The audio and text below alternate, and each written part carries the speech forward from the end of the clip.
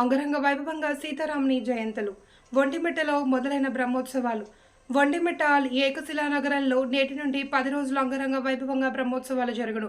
బుధవారం ధ్వజారోహణ, గురువారం హంసవాహన సేవ, శుక్రవారం సింహవాహన సేవ, శనివారం హనుమంతుడికి సేవ, ఆదివారం గరుడ సేవ, సోమవారం సీతారాముని కళ్యాణం, మంగళవారం రథోత్సవం, బుధవారం అశ్వవాహన సేవ, గురువారం చక్రస్నానం, ధ్వజారోహణం, శుక్రవారం పుష్పయాగంతో బ్రహ్మోత్సవాలు ముగుస్తాయి. ఈ బ్రహ్మోత్సవాలకు ఆంధ్రప్రదేశ్ నలుమూలల నుండి భక్తులు పాల్గొని సీతారాములను దర్శనం చేసుకుంటారు.